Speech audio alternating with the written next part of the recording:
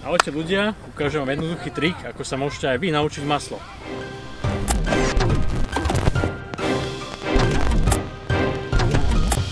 V zásade si ukážeme jednoduché triky, ako ten maslo môžeme dosiahnuť. Prvá zásada je mať ten správny úchop.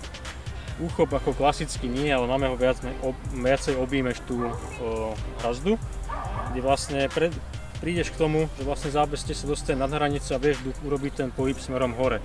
Druhá zásada, jak sa zavesíš na hrazdu, jednotlivo ti to ukážem. V bode, kedy sa rozhýbeš a zastavíš, že vlastne sa vraciaš, tak využiješ dynamiku, takže ten švih. To znamená, ako náhle sa dostaneš do bodu, kde už sa vraciaš, odtiaľ šviháš a rukami sa odtiahneš od hrazdy a pritiahneš sa hore.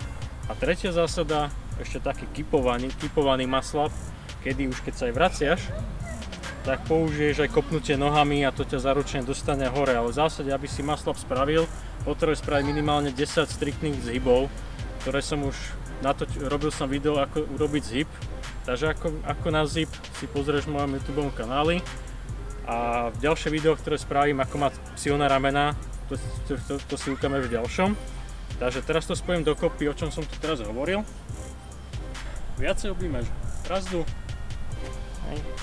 Buď palcový úchop, bez palcový, aký ti sedí, aký ti pasuje. Druhý bod, kedy sa rozkýveš a už bod, kedy sa vraciaš. Takže zhruba v tomto bode, kedy si vyletel hore a vraciaš, urobíš švih.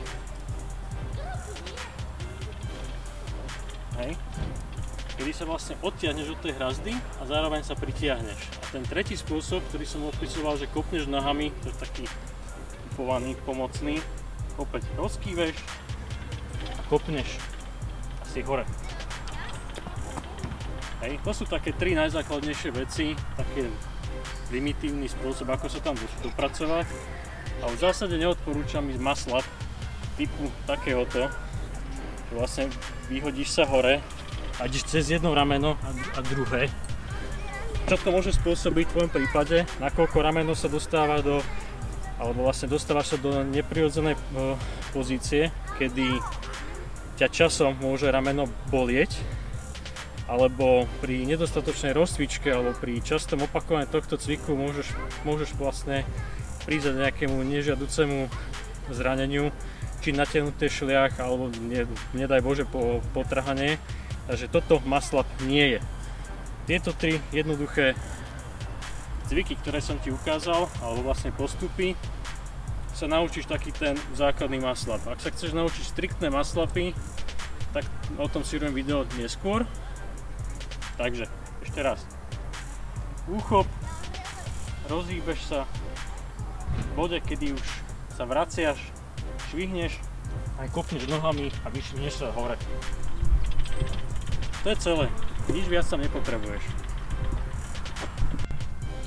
Ukázal som vám niekoľko tých trikov, ako spraviť ten správny maslap. Na to, aby ste ho spravili, potrebujete avšak vedieť aspoň minimálne 10 zhybov a 15 dipov. Natočím aj ďalšie video, ako mať silné ramená v ďalšom videu. Avšak ďakujem za pozornosť a vidíme sa pri ďalších videách. Zatiaľ čaute.